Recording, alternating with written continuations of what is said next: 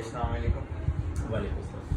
तो आज जो है हम रॉबर्ट टी कियोसाकी की फोर क्वाड्रेंट थ्योरी देखेंगे। तो मैं आपको जो है फोर क्वाड्रेंट थ्योरी प्रेजेंट करूँगा। तो फोर क्वाड्रेंट थ्योरी जो है रॉबर्ट टी कियोसाकी ने जो है हमें अपनी रिच डैड पुअर डैड उनकी किताब है जो कि अमेरिका की बेस्ट सेलिंग बुक है। तो उसमें उन्होंने हमें बड़ी डीपली एक्सप्लेन किया है फोर क्वाड्रेंट थ्योरी। तो फोर क्वाड्रेंट थ्योरी है क्या चीज़, मैं आपको बताता हूँ। रॉबर्ट टी कियोसाकी ने जो है दुनिया के लोगों को चार हिस्सों में तकसीम की है।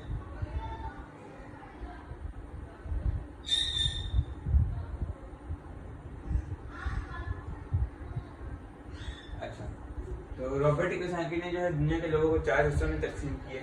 सबसे पहले जो है ना वो आते हैं एम्प्लॉय, जो 9 to 5 जॉब करते हैं, वो मेहनत करते हैं और दिन भर मेहनत करके महीने को जब महीना एंड होता है तो उनको जो है एक पे चेक दिया जाता है उनके बॉस की तरफ से। फिर आते हैं सेल्फ एम्प्लॉय, यानी जो अपने लिए काम करते हैं, जो अपने मफाद के लिए काम करते हैं, यानी अपना बिजनेस चलाते हैं। सबसे जो बड़ी मिसाल है वो है कि किसी बंदे की अगर दुकान है अपनी, तो उस पर जो है वो एज अ कैशियर काम कर रहा है। तो इसके बारे में आपको बताऊंगा आगे डिटेल में। फिर उसने बताया है बिजनेस ओनर। बिजनेस ओनर का मैं आपको एक एग्जांपल दूंगा, उसके बाद इन्वेस्टर का बताया।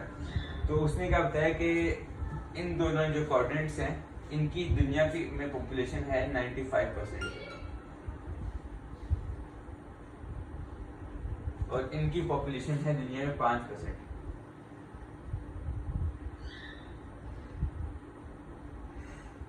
और दुनिया की 5% वेल्थ इनके पास है और 95% इनके पास है। तो ये जो हाफ है इसकी मॉरल वैल्यूज कुछ और होती हैं, और जो ये जो इस वाले साइड वाला हाफ है, राइट साइड वाला, इसकी मॉरल वैल्यू कुछ और होती है।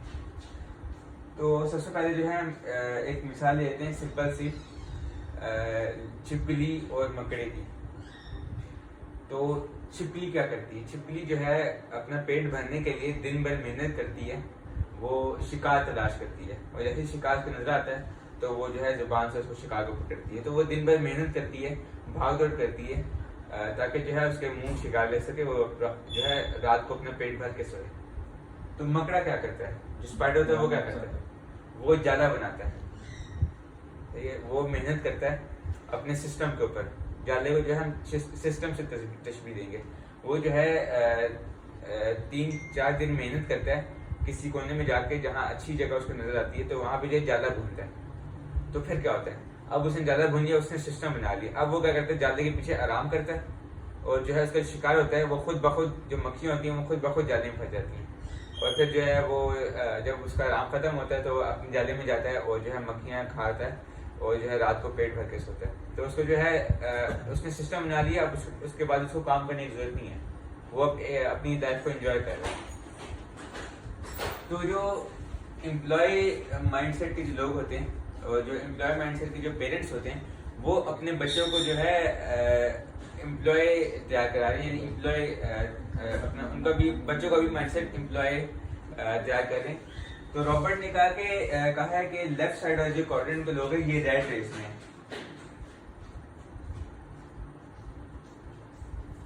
इसने जो है इनको रैट रेस से तशबीह दी है।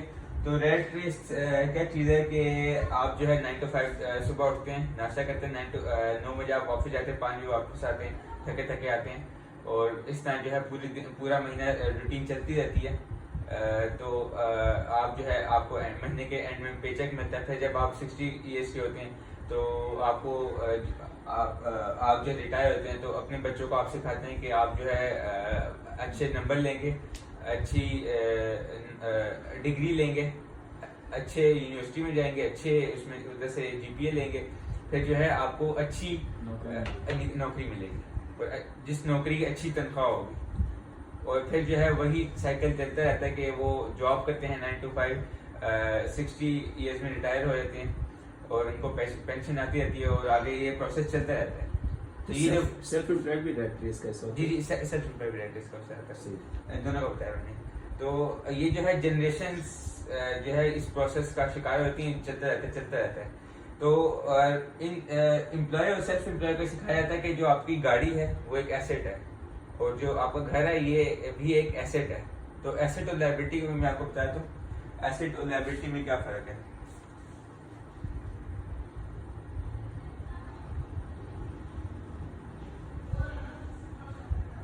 अच्छा, रॉबर्ट ने जो है एक बड़ा अच्छा कॉन्सेप्ट दिया है एसेट और लायबिलिटी के बारे में, जो कि बहुत जरूरी है हमारी नेशन को जानना इसके बारे में, जो अकाउंट्स के कॉन्सेप्ट से उल्ट है। जी जी, मैं आगे अकाउंटिंग कहती है ना, उससे उल्ट है। तो एसेट क्या चीज़ है, आपको कोई आइडिया है एसेट क्या होगा? जो आपको फ़ायदा देता है, जो आपके लिए मतलब एक फाइनेंशियल जिसकी एक वो होती है, वर्थ होती है, वो आप एक कंपनी के लिए, अगर एक बंदे के लिए एसेट होता है। घर जैसे एसेट है, गाड़ी एसेट है, जो आपकी ज़ाती मलकियत होती है। नहीं अकाउंटिंग के उस पे नहीं, वैसे अच्छा, मैं आपको बताता हूँ। देखा सिंपल जाए से। तो कंपनी के लिए उसकी बिल्डिंग एसेट है। Building asset. चलिए अब आपको मैं सिंपल निकाल के समझाता हूँ। एसेट वो चीज़ है जो आपकी जेब में पैसा डालती है, चाहे रॉबर्ट के मुताबिक, चाहे वो रियल एस्टेट हो, कोई बिजनेस हो, कोई ब्रांड हो, गाड़ी हो, गाड़ी हो, घर हो, जो आपकी जेब में पैसा डालती है। और लायबिलिटी वो चीज़ है जो आपकी जेब से पैसा निकालती है। ठीक है, तो अब जो एम्प्लॉय और सेल्फ एम्प्लॉय के जो लोग हैं वो क्या करते हैं, वो लायबिलिटीज खरीदते हैं, वो महंगे मोबाइल खरीदते हैं, महंगी गाड़ियाँ खरीदते हैं। वो जो है जब उनकी जेब से पैसे जाते रहता है, उनका जो एसेट कॉलम है वो वीक होता है। इसकी बात कर रहा हूँ। तो क्या होता है, वो दिन ब दिन पुअर की तरफ पूरा होते जाते हैं, दिन ब दिन उनकी जेब से पैसे जाता जा रहा है। उनको जो है उनके पेरेंट्स ने एसेट और लायबिलिटी में डिफरेंस नहीं बताया। ठीक है, तो अब हम जो है बिजनेस ओनर इन्वेस्टर की बात करेंगे। तो मैंने आपको पहले बताया कि जो बिजनेस ओनर और इन्वेस्टर उनकी जो है 95% जो है दुनिया में 5% में से 95% वेल्थ जो है इन दो क्वाड्रेंट में। तो बिजनेस ओनर जो होता है वो अपने बच्चों को कुछ और सिखाता है। वो सिखाता है कि आपने जो है कॉलेज में स्कूल में आप 70 to 80% ग्रेड लें, आप अच्छे नंबर से बेशक ना पास हों, आप जो है कॉलेज से ग्रेजुएट हो जाएं, और जो है फिर आप एंटरप्रेन्योरशिप की तरफ जाएं, आप जो है अपना बिजनेस करें। वो जो है उनका माइंडसेट चेंज करता है। अच्छा, तो ये जो है रेट रेस में नहीं होते। रॉबर्ट कहता है कि जब आपने अपना सिस्टम बना लिया, आप फाइनेंशियली स्टेबल हो गए, तो वो कहता है कि आप जो है अपने आप को कह सकते हैं मैं फाइनेंशियली स्ट्रांग हूँ, मैं जो है फाइनेंशियल फ्रीडम, वो कहते हैं इस टर्म को कहते हैं फाइनेंशियल फ्रीडम, के माली तौर पे जो है आप आज़ाद हो गए। अब आप जो है अपनी ज़िंदगी जो है इंजॉय कर सकते हैं। आपने जो है अपना सिस्टम बना लिया, उसके बाद जो है आप अपनी ज़िंदगी को जो है इंजॉय कर सकते हैं। तो और सिस्टम का पार्ट वो नहीं होता, लोग सिस्टम का पार्ट वो नहीं होता। जी जी, ठीक है, लोग उसके सिस्टम इसके सिस्टम पे चलते हैं, चला रहे होते हैं। जी जी। तो वो जो बिजनेस ओनर है और जो इन्वेस्टर है वो अपने जो बच्चे हैं उनको सिखाते हैं कि एसेट और लायबिलिटी में क्या फ़र्क है। तो वो कहते हैं कि जो एसेट वाला जो कॉलम है ये मजबूत होना चाहिए। जब तक आपकी जेब में पैसा नहीं आएगा तब तक आप जो है लायबिलिटी नहीं खरीद सकते। तो वो रॉबर्ट कहता है कि जब तक आपका एसेट वाला कॉलम नहीं स्ट्रांग होगा तब तक जो है आप लायबिलिटी ना खरीदें। तो वो उसने दो मिसाल देती हैं अपनी बुक्स में। सबसे पहले एक मिसाल दी है कि जब भी वो उन्होंने जो है कहीं किसी भी सिटी में, उन्होंने किसी भी सिटी में जो है उन्हें घर बनाना होता था, तो वो क्या करते थे, वो जो है पहले कंस्ट्रक्शन करते थे वहाँ पे जो है 3-4 घर, सॉरी 8, उसने दी हुई, हाँ 8 घरों की उसने मिसाल दी हुई कि वो जो है 8 घर उस जगह पे उस मोहल्ले में वो कंस्ट्रक्ट करते हैं या खरीदते हैं। तो क्या होता है, वो अपना एसेट कॉलम मजबूत कर रहे हैं। ये इसको एक्सप्लेन करिए। 8 घर बना के उसको, हाँ 8 घर बना के उसको जो है रेंट आउट करते हैं। अच्छा, ठीक है। तो फिर अपना घर खरीदते हैं। अच्छा, अब वो किस तरह खरीदते हैं मैं आपको बताता हूँ। अच्छा, जब उनका जो है एसेट कॉलम मजबूत हो गया तो अब जो उसकी जो रेंटल इनकम है उससे जो है वो घर खरीदते हैं। वो इस तरह नहीं करते कि वो पहले लायबिलिटी खरीदें फिर एसेट खरीदें। तो हमें जो है अकाउंटेंट ने बताया था कि हमारे वालिदैन भी हमें ये सिखाते हैं कि जो हमारा जो घर है ये एक एसेट है, हमारा घर हरगिज एसेट नहीं है। मैं आपको समझाता हूँ। कौन सी तो ये कहती है एसेट है? मैं आपको समझाता हूँ। देखें, आप अपने घर में रह रहे हैं, ठीक है, ये आपकी जरूरत है। आप बिजली का बिल देते हैं, आप मेंटेनेंस चार्जेस देते हैं, आप गैस का बिल देते हैं और बहुत सारे ऐसे खर्चे हैं। तो आपकी जो है जेब से पैसा जा रहा है, तो ये सिंपली एक लायबिलिटी है। अच्छा, आप अपने घर को एसेट किस तरह बना सकते हैं? जब आपके घर में 2 पोर्शन है, एक पोर्शन में जो है आपके किराएदार है, तो आप तो ऊपर वाला जो पोर्शन आपका एसेट है, ठीक है। अगर आपके जो ऊपर वाले पोर्शन से रेंट आता है, वो आपके जो अपने जो रहाइश है उस पर जितने भी बिल हैं वो मीट करते हैं, या एसेट वाले जो कॉलम में थोड़ा सा मतलब पैसे आपको बचते हैं, तो आपका घर एसेट है, नहीं तो वो घर लायबिलिटी है। तो गाड़ी की वो ये बात है कि गाड़ी जो है आप पेट्रोल लगवाते हैं, उसमें आप ट्यूनिंग कराते हैं गाड़ी की, उसके मेंटेनेंस चार्जेस देते हैं, तो आपकी जो गाड़ी है वो एक लायबिलिटी है। लेकिन आप उसको एसेट किस तरह कर सकते हैं? आप जो है महीने में 10 दिन गाड़ी को रेंट आप दे दें, ताकि आपको जो 20 दिन है उनका जो है पेट्रोल का खर्चा और वो पूरा हो सके। तो ये आज का थोड़ा बहुत था। तो अभी आपको एक और मैं चीज़ बताऊंगा कि आप जो है रेट रेस से किस तरह निकल सकते हैं, ठीक है। तो रेट रेस जो है ये जनरेशन दर जनरेशन जो है चलती जाती है। तो इसको ब्रेक किस तरह कर सकते हैं? तो ये इसको अगर एक जगह जो है रेट रेस को तोड़ दिया जाए, तो आपकी जो जनरेशन है वो चेंज हो सकती है। तो आपकी जो जनरेशन है उसमें कोई भी एम्प्लॉय तैयार नहीं होगा, वो बिजनेस ओनर तैयार होंगे। तो सबसे पहले जो है अभी जो है आपकी जो स्टेट है, आप सेल्फ एम्प्लॉय हैं, आप जो है दुकान पे काम करते हैं, दुकान आपकी है, अभी आप सेल्फ एम्प्लॉय है। तो रॉबर्ट क्या कहता है कि एम्प्लॉय से जो खतरनाक जो चीज़ है वो सेल्फ एम्प्लॉय है। जो सेल्फ एम्प्लॉय होता है वो जो है उसकी दुकान नहीं होती, जो उसका जो बिजनेस होता है वो खरीदता है मालिक को। सही बोल रहे हैं। इंग्लिश में वो कहते हैं कि आप सेल्फ एम्प्लॉयड समझ रहा होता है आई ओन द बिजनेस, वो कहते हैं नो बिजनेस ओन यू। जी, मतलब वो कहता है कि मैं कारोबार का मालिक हूँ। तो रॉबर्ट क्या कहते हैं, नहीं, कारोबार आपका मालिक है। जी, इसको एक्सप्लेन करो, क्या मतलब कारोबार आपका मालिक इस है? तरह देखें, इसकी सिंपल सी मिसाल लेते हैं कि कारोबार किस नाम से आपका मालिक है। आप जो है दुकान कभी सुबह 7 बजे खोल के देखें, 6 बजे खोल के देखें, कस्टमर आएगा आपके पास?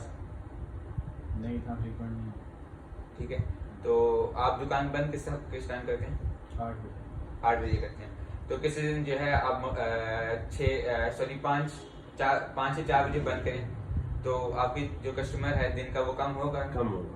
तो आप जो है अब आप खुद ही देखें, आप खुद ही एनालिसिस करें कि जो बिजनेस आपका वो आपको खरीदता है या आप बिजनेस को खरीदते हैं, या बिजनेस आप बिजनेस की मिल्कियत आपके ऊपर है या आपकी मिल्कियत बिजनेस के ऊपर है। क्योंकि जब आप क्योंकि जो आपका बिजनेस है, जब तक आप उसको 8 बजे तक नहीं चलाएंगे तो आपकी जो है सेल्स नहीं होंगी, ठीक है।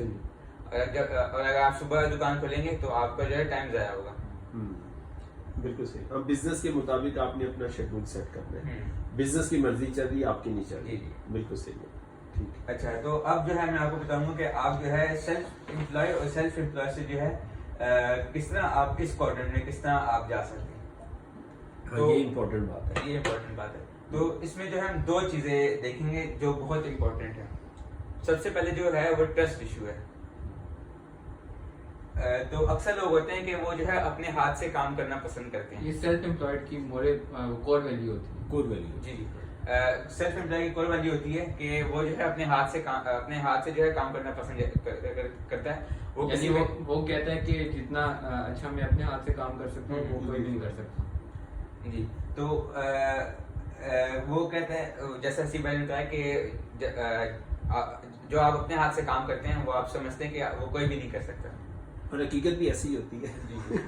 क्योंकि वो जो इतना अच्छा काम करेगा एम्प्लॉई उसका तो नहीं करेगा, हकीकत भी यही होती है। अच्छा, तो आप जो है सेल्फ एम्प्लॉय से बिजनेस ओनर में किस तरह आ सकते हैं। तो सबसे पहले जो है आपको ट्रस्ट इशू आएगा। आप जो है लोगों पे ट्रस्ट नहीं कर पाएंगे, आपके अंदर फियर होगा कि आपके साथ कुछ ना कुछ गलत ना हो जाए। क्योंकि जब देखें आप जो है अपनी दुकान पे आप नहीं बैठेंगे, आपकी जगह आपका मैनेजर बैठेगा, तो आपको कहीं ना कहीं ख्याल जरूर आएगा कि मेरा काम सही चल रहा है कि नहीं चल रहा। तो सबसे पहले जो है आपको ट्रस्ट इशू आता है। फिर जो दूसरा चैलेंज आता है वो है सही बंदे की तलाश। कि आप जो है बंदे की सही सिलेक्शन कर रहे हैं कि नहीं, या वो बंदा ईमानदार है या नहीं। फिर एक और भी इसमें चीज़ है कि आपका जो सिस्टम है वो इतना स्ट्रांग होना चाहिए कि उसमें जो है कोई चीटिंग ना कर सके, ठीक है। तो ये जो है 3 मेन बातें हैं जो आपके लिए आपको मदद करेंगी कि आप सेल्फ एम्प्लॉय से बिजनेस ओनर में किस तरह जाएंगे। अच्छा, तो सेल्फ एम्प्लॉय से बिजनेस ओनर में जाना क्यों ज़रूरी है? देखें, आप जो है पूरे दिन दुकान पे टाइम देते हैं, ठीक है। जब आपकी दुकान इंडिपेंडेंट हो जाएगी, आपका बिजनेस इंडिपेंडेंट हो जाएंगे, तो आप फ्री होंगे, ठीक है। तो नए आइडियाज की तरफ जी, आप जो है नए आइडियाज की तरफ जाएंगे, आप नई फ्रेंचाइज की तरफ जाएंगे, आप एक और दुकान खोलेंगे, आपके पास टाइम होगा कि आपका सिस्टम बन चुका है, अब आप फ्री हैं, तो आप जो है आगे स्टेप बाय स्टेप आगे आप जो है अपनी मंजिल को देखेंगे। तो ये और कुछ ऐड करना है उसमें? ठीक है, जबरदस्त आपने एक्सप्लेनेशन किया, वेरी गुड। कोई क्वेश्चन पूछना चाहिए? नहीं, हमें बड़ा क्लियरली सब कुछ समझ आ गया। शुक्रिया।